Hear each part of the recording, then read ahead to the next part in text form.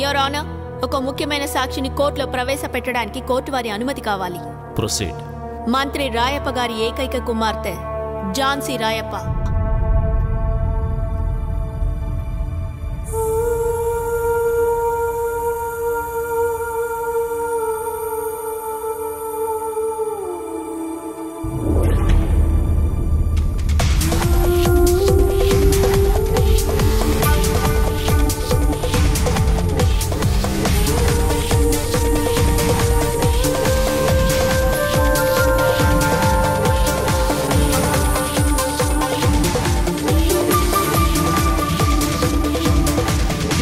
అతని ఫ్రెండ్స్ కలిసి మాట్లాడుకుంటుంటే వాళ్ళకి తెలియకుండా ఝాన్సీ రికార్డ్ చేసింది. మంత్రి చౌడప్ప సహజంగా వచ్చిన హార్ట్అటాక్ వల్లే చనిపోయారు. అంటే అవినీతితో భ్రష్టు పట్టిన మంత్రి చౌడప్ప ఇమేజ్ ని మార్చి తను ఆ అధికారాన్ని పొందాలని రాయప్ప అనే భయంకరమైన క్రిమినల్ డాక్టర్ అజయ్ని తన ఆటలో పావుగా ఉపయోగించుకుని పన్నిన కుట్రే చౌడప్ప మరణం ఒక హత్య అని అల్లిన కట్టు కథ. నిరపరాధి అయిన నా క్లయింట్ డాక్టర్ అజయ్ని వెంటనే విడుదల చేయాలని మంత్రి రాయప్ప గారికి, ఈ కుట్రలో అతనికి సహకరించిన సహచరులకి కఠిన శిక్ష విధించాల్సిందిగా కోర్టు వారిని కోరుతున్నాను. కేంద్ర మంత్రి హత్య ఒక తప్పుడు కేసని, నేరం మోపబడ్డ అజయ్ నిరపరాధి అని కోర్టుకు స్పష్టంగా వివరించడం జరిగింది. డాక్టర్ అజయ్ని నిరపరాధిగా భావించి విడుదల చేయడమైనది. ఈ కుట్ర వెనుక ఉన్న అధికారులపై తగిన చర్యలు తీసుకోవాల్సిందిగా, మంత్రి రాయప్పపై పూర్తిగా విచారణ జరపవలసిందిగా ఈ కోర్టు ఆదేశిస్తోంది.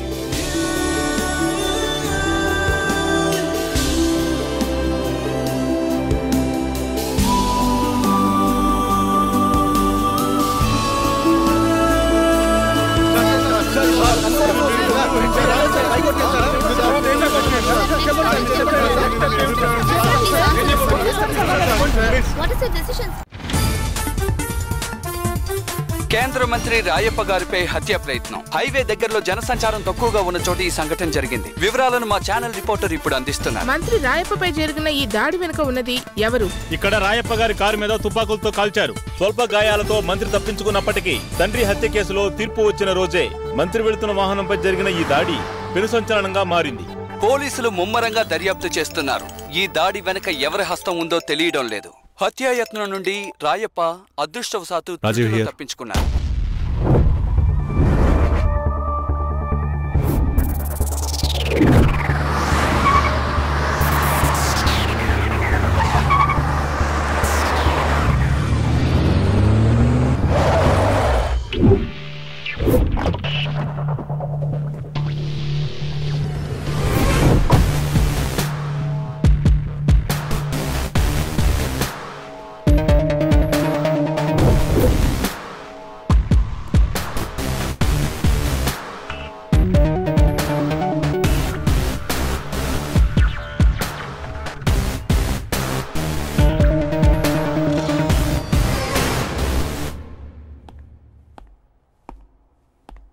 రాజీవ్,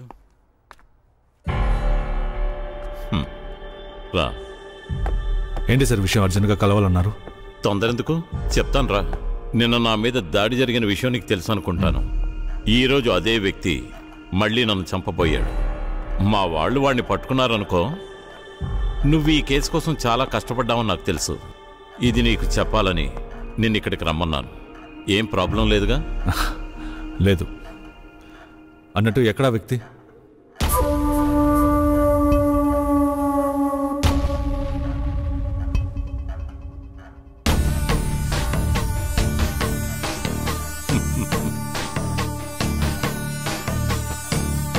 డాక్టర్ అజయ్ వీడే నన్ను షూట్ చేసి చంపాలనుకున్నాడు.